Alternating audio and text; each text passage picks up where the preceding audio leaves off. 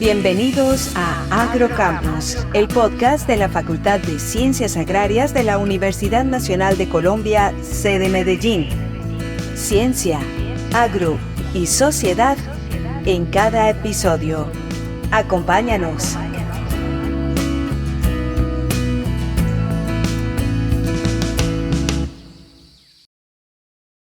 Bienvenidas y bienvenidos a Agrocampus, el espacio institucional de la Facultad de Ciencias Agrarias de la Universidad Nacional de Colombia, sede Medellín.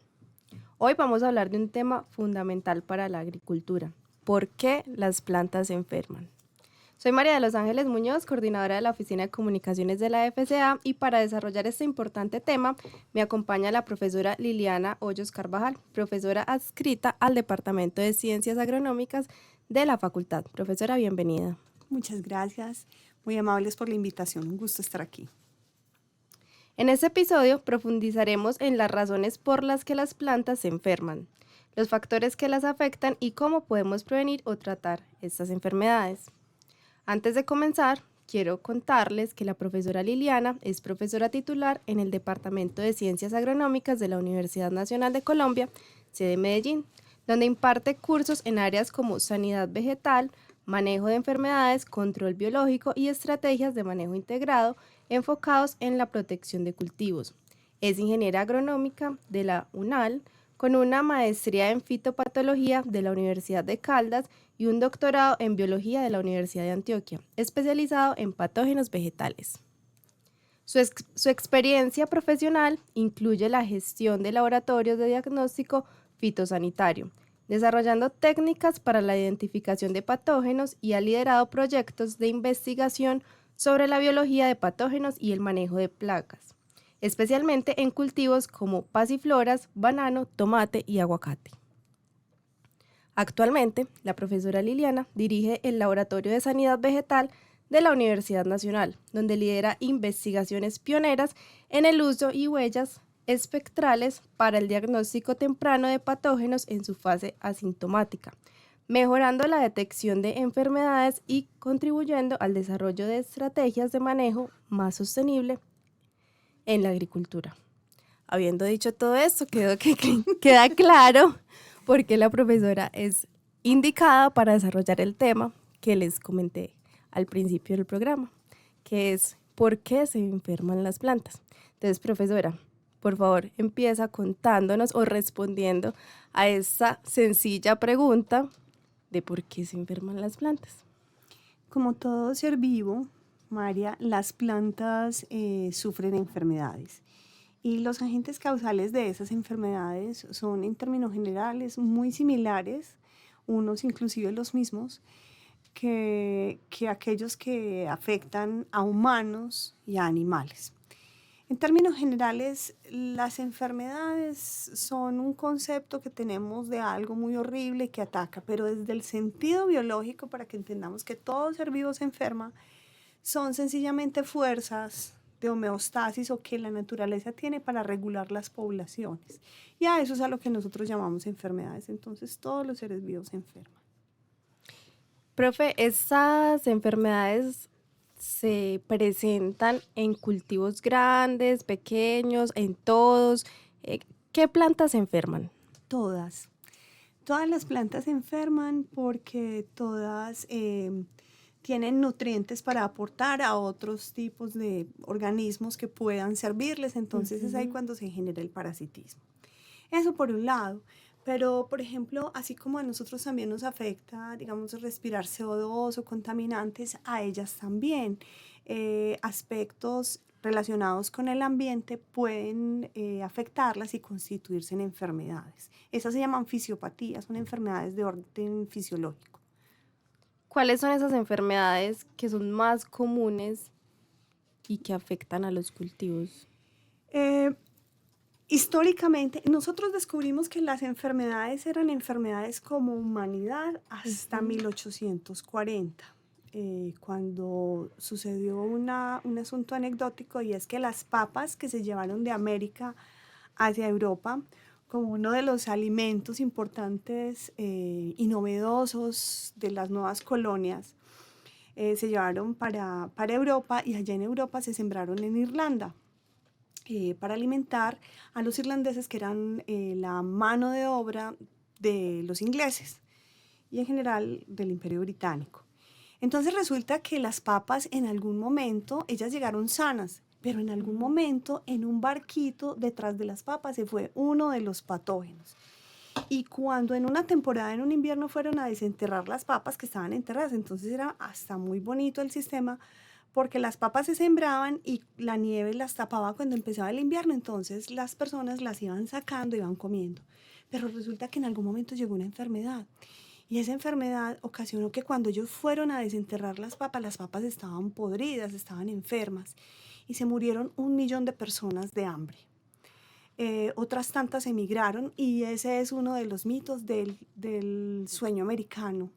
Los irlandeses y otras poblaciones europeas emigran por razones de hambrunas o económicas hacia Estados Unidos, que es uno de los países que hace aporte en maíz cuando se estaban muriendo los irlandeses, y de ahí el sueño americano. Entonces, toda esta historia para ilustrar que cuando sucede esta debacle empezamos a entender a través de un científico que se llamaba Montevari que las enfermedades eran causadas por microorganismos. Hasta ahí pensábamos que eran castigo de Dios. Uh-huh. Y desde hace 190 años venimos trabajando con las enfermedades de las plantas. Todos los días descubrimos. Hasta hace muy poquitos años pensábamos que eran fundamentalmente los hongos. Hoy sabemos que las bacterias se prospectan como un grupo muy importante causal de enfermedades. También hay virus, grupos que se llaman plasmodioformicetos, que son muy parecidos a una malaria en plantas, o micetos, hay fitoplasmas, que pueden ser del orden bacteriano, y por supuesto virus, viroides, virusoides, en fin, hay una cantidad de microorganismos y de nombres pues de organismos vivos que pueden afectar a las plantas, y en agricultura los que más miramos es a los hongos, pero realmente, repito, son las bacterias de pronto los que pueden ser los agentes causales más frecuentes. Así, profesora, como en los humanos se pueden tratar las enfermedades, ¿en las plantas sucede lo mismo? ¿Es posible tratarlas y que salgan victoriosas de estas enfermedades? Sí, efectivamente, y eso es lo que hacen los ingenieros agrónomos. Uh-huh. Las enfermedades en las plantas ocasionan pérdidas en la agricultura de un orden hasta de un 40%. Inclusive pueden ser más en contextos específicos, por ejemplo, palma africana, donde sí, las pérdidas son muy horribles, pero por ejemplo hay unas enfermedades que son letales y obligan a la replantación, entonces los costos pueden ser más altos. Esos costos altos son cifras de verdad demasiado altas. Para que nos hagamos a una idea, por ejemplo, este es uno de los casos que me gusta más contarle a los estudiantes en clase, y es que en Colombia tenemos banano de exportación. Vamos a suponer, para redondear cifras, que tenemos 50.000 hectáreas. Tratar cada hectárea para una enfermedad que se llama cigatoca negra vale $2.000. Entonces, 50.000 hectáreas por $2.000. Y después convertir eso a pesos, eso da una cifra grandísima, que en contexto puede ser más grande que el presupuesto de muchos municipios. Uh-huh. Y hay que hacerlo para tratar las enfermedades, para poder producir, para poder alimentarnos y para mover la economía.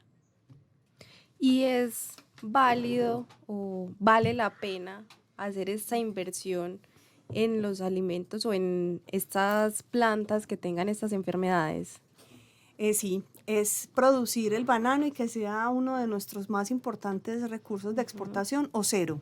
Lo pregunto por lo que menciona, profesora, que incluso el presupuesto de lo que se debe invertir puede ser mayor a lo que de pronto se tenga, ¿cierto? A nivel pues como de Estado o gubernamental. Entonces, ¿vale la pena igual? O sea, ¿es importante apostarle a estas soluciones? Sí, la respuesta es: el cultivo lo paga. La rentabilidad de los cultivos paga los costos del control. Cuando no lo paga es cuando sencillamente el cultivo se deja de sembrar. Pero lo cierto del caso es que sí se hace control de enfermedades, porque en balance es mucho mejor tratar las enfermedades y tener el alimento que no tenerlo. De acuerdo. En esta misma línea, ¿qué factores ambientales o humanos influyen en que las plantas se enfermen? ¿O le puede pasar a cualquiera? ¿O cómo funcionan las plantas? Funciona de la siguiente forma. Hace muchos, muchos años se viene tratando con una cosa que se llama el triángulo de la enfermedad. Ahora tratamos una cosa que se llama el triángulo de la sanidad, que responde a tu idea. Y es que antes hablábamos de un hospedero susceptible, es decir, hospedero al que le da ese patógeno. Un ambiente favorable para que el patógeno prospere como enfermedad y el patógeno propiamente dicho, que tiene que ser virulento. Ese es el triángulo de la enfermedad. Entonces eso puede ser diferente por el tipo de cultivo, por el piso altitudinal, por la modalidad de agricultura. Ahora hablamos del triángulo de la sanidad y es un cultivo sano, unas condiciones ambientales buenas para que el cultivo se defienda y crezca óptimamente, y un microbioma, que es un grupo de microbios que nosotros no solamente utilizamos fungicidas o plaguicidas para defender a las enfermedades de las plantas, sino que usamos diversas estrategias, y una de ellas es el microbioma. El microbioma son los microorganismos que acompañan a las plantas y que ayudan a que ellas estén sanas, igual que sucede en humanos. Es decir, que se pueden prevenir, o sea, hay mecanismos para prevenir estas enfermedades. Sí, de hecho, la mejor forma de manejar enfermedades es prevenirlas. Entonces, esa es, digamos que la estrategia más inteligente, es la estrategia más sostenible, y adicionalmente, pues la que en términos de energía y de conservación de ambiente y todo eso, pues es la mejor. Por ejemplo, en el laboratorio de sanidad vegetal, ¿qué prácticas pueden hacer los estudiantes como para llevar eso que nos está contando a la realidad? Sí, la primera cosa que se debe hacer cuando se tiene una enfermedad es entender qué la está causando. Los síntomas, que son los disturbios o el dolor, por ejemplo, en humanos, esto te lo voy a poner en términos de un dolor de cabeza en una persona. Entonces, con un humano hay que entender si ese dolor de cabeza es por calor, por un estrés de calor, es porque le está empezando un proceso gripal, o porque sencillamente, voy a decir una cosa, tiene un gorro muy apretado, ¿cierto? Entonces, dependiendo de lo que tú determines que es el agente causal, tú llevas a cabo las prácticas. Entonces, ¿tienes calor? Entonces toma agua, quédate aquí en la sombra, en fin. ¿Te está empezando un proceso gripal? Bueno, entonces vamos a vivir el proceso y la evolución viral hasta que estés bien otra vez. Y si hace el gorro, pues entonces el último ejemplo, pues te lo quitas. Entonces, en consonancia con eso, lo que nosotros hacemos como proceso educativo en la universidad es enseñar y proporcionar los recursos en los laboratorios para que los estudiantes aprendan a diagnosticar los principales grupos de agentes causales y basado en eso puedan implementar prácticas de control. En algún momento que vi un video sobre el laboratorio, me pareció muy bonito que explicabas que era como un hospital de plantas que se ingresaban, se diagnosticaban y con base a ellos se trataban. Entonces, esta es como la forma en la que se puede ver y los estudiantes que de pronto no conozcan o no sepan que tenemos pues como el laboratorio, pues pueden acercarse. O cómo es ese primer acercamiento al laboratorio. ¿Tienen que estar en una materia? ¿Cualquiera puede ingresar? Cuéntanos, profe, ¿cómo es eso? ¿Cómo funciona? Sí, funciona, para que empecemos pues como con el orden de tus ideas, sí son un hospital. De hecho, cuando esto se hizo en Bogotá, yo hacía parte de la planta de profesores en Bogotá, ya existe la clínica de plantas. Es un nombre supremamente hermoso. Los pacientes están verdes y no hablan nuestro mismo lenguaje, pero hablan, ¿cierto? Y son absolutamente generosos. Entonces, en los laboratorios de sanidad vegetal, que son una suerte de hospitales de plantas donde se llevan órganos desprendidos, allí se diagnostican, pero el cuidado, digamos que la sala de cuidados intensivos siempre es el cultivo.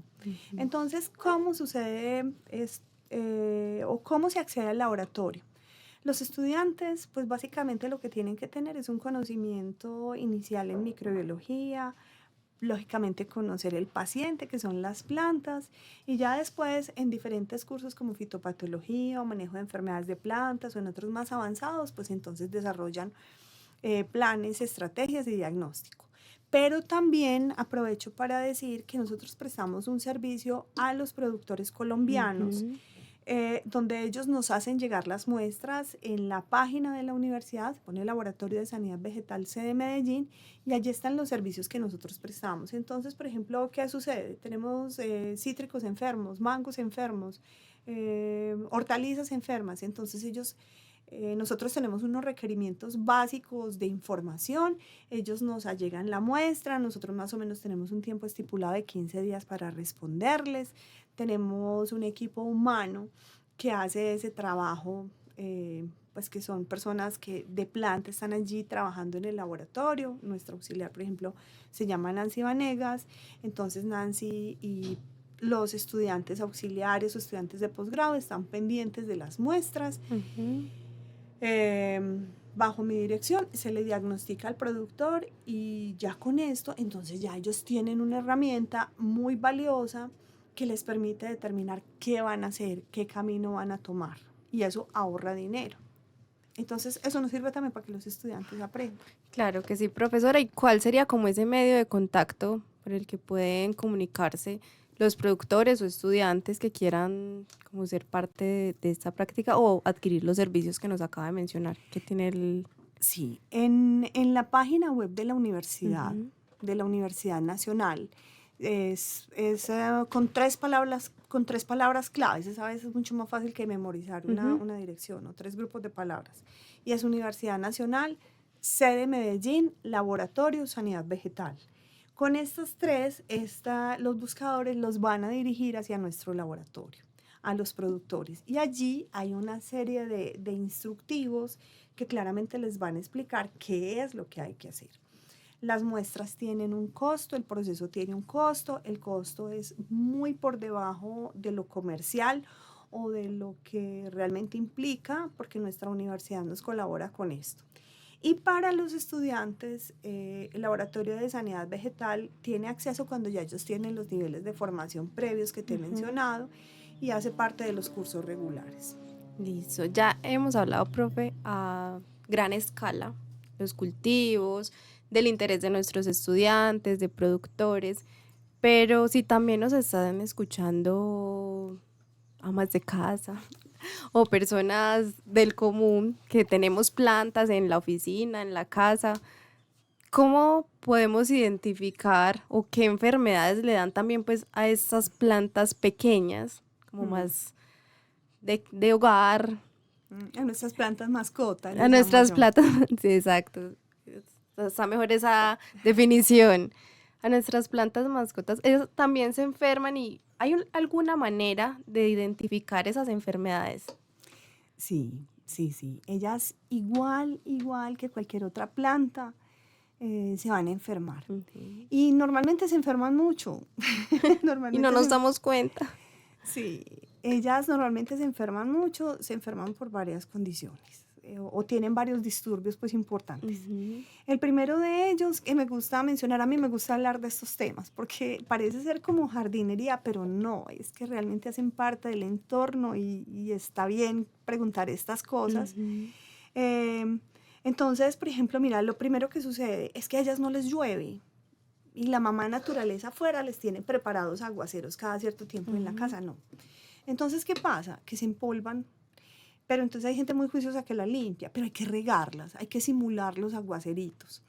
¿Para qué? Para que no les den los piojitos, los pulgones, esa cenicilla negra que se llama fumagina, ese tipo de animalitos que tienen una secreción dulce que a su vez favorece que aparezcan, por ejemplo, hongos. Esa es una. La otra es que a veces los regímenes de luz las tenemos aquí adentro y no las tenemos al pie de las ventanas. La luz que les entra, los fotones, que es con lo que ellas hacen su trabajo, no son suficientes. Entonces, cuando eso es así, ellas se empiezan a enfermar, se empiezan a volver amarillas, en fin, porque están pidiendo energía. Y uno pues las detecta, están amarillas, entonces al patio, lo que sea. Y ya después sí hay casos especiales donde por algún motivo, por el agua con la que se riegan, por el suelo en el que se sembraron, o porque un pajarito, una mariposita o uno mismo las inocula con patógenos, ellas se enferman. Entonces empieza a saber que se pudren las hojitas, que cambian de color, que se caen, entonces se enferman como cualquiera. Ujú. ¿Y qué podemos hacer desde, La casa. sí, desde las prácticas de la casa que posiblemente o posiblemente no, claramente no tenemos el recurso o la manera de vamos a llevar a la clínica a la planta? Entonces, como qué prácticas se pueden implementar como para prevenir estas enfermedades que son más comunes. Bueno, la primera cosa es que siempre hago el paralelo con los humanos, porque es para nosotros muy fácil entender en primera persona o en carne propia qué es estar bien. Entonces, a los niños nosotros los cuidamos, ¿cierto? Ujú. Les damos la comida, que duerman bien, que estén en un entorno sano, que tengan diversión. Para las plantas, esa es una de las cosas que hay que propender. Uno a veces se observa y la gente lo hace sin entender bien, plantas en total oscuridad o en entornos donde no hay ventilación o con unos regímenes de riego no es que es cada 2 días a la semana, no, eso no es cada 2 días a la semana, eso es, hay momentos en los que el clima es muy seco y necesitan más, hay momentos como este que está lloviendo, ellas necesitan menos. Entonces la primera cosa es que estén muy bien nutridas, muy bien establecidas, y la segunda precisamente es que estén bien nutridas. ¿Qué es estar bien nutridas? Hay unas pastillitas, ¿cierto?, que nos venden, o el lombricompuesto, o las lombrices, ese tipo de cosas, porque eso les nutre el suelito.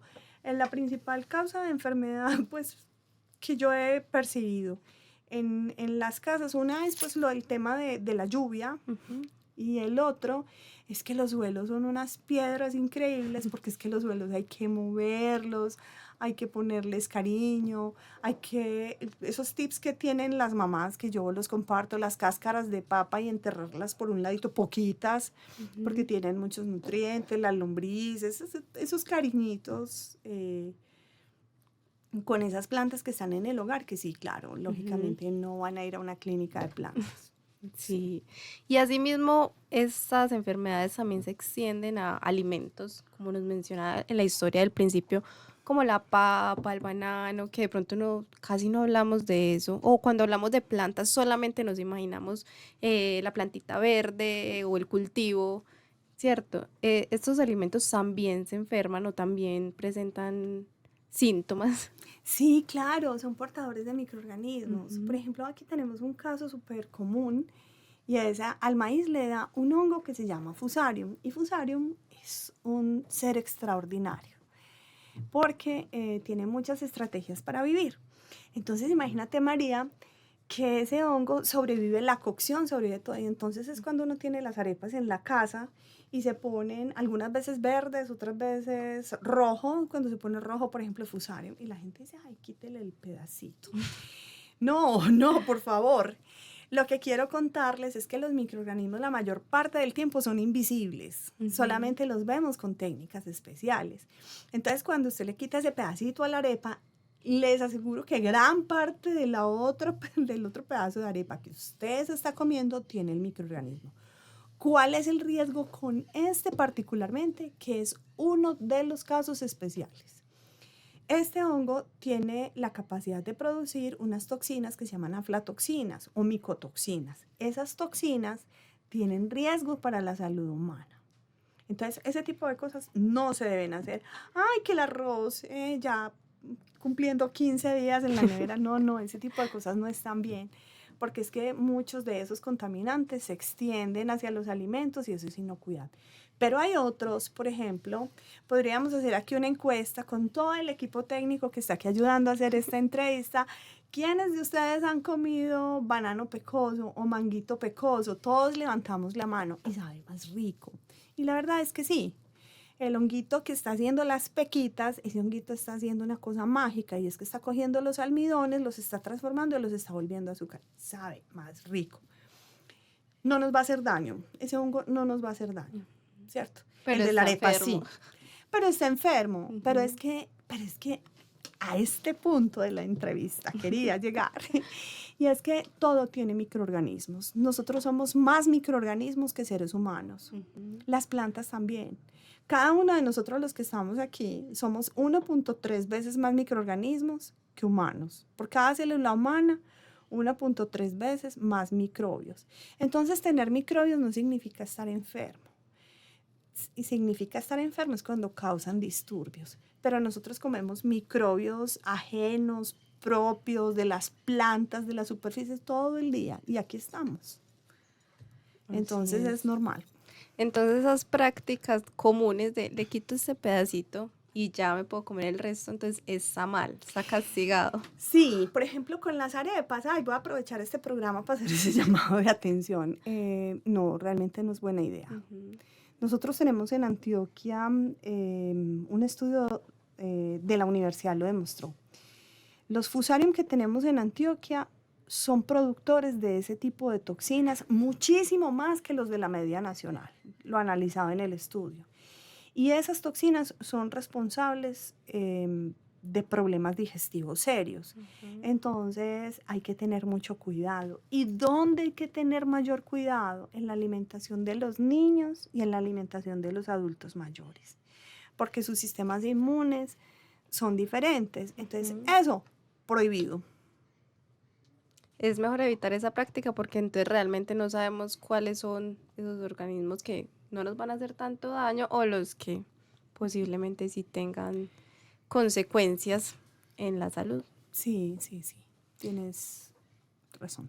Ya vamos, profesora, finalizando el programa, se nos acaba el tiempo, entonces quiero que nos cuente o nos haga una conclusión de pronto qué se nos olvidó mencionar durante la entrevista o qué es tan importante que sea necesario recordar y que ojalá les quede el mensaje a las personas que nos están escuchando y viendo, porque les recuerdo o les cuento mejor que este es el primer programa que estamos en multiformato. No solamente ya nos van a poder escuchar a través de la emisora, sino que también ya nos van a poder ver a través del canal de YouTube de la facultad.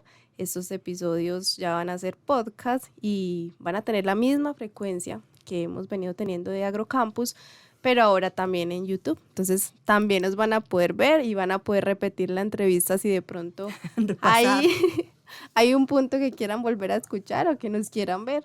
Ya saben que vamos a estar también ahí en YouTube.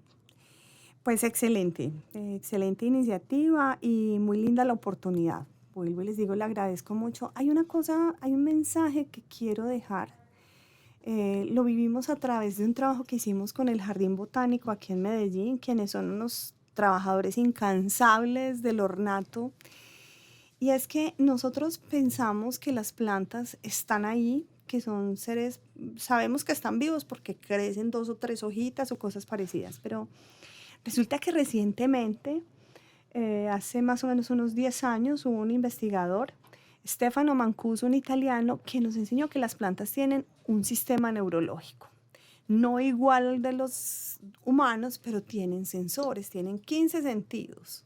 Nosotros tenemos 6. Ellas son totalmente sensibles.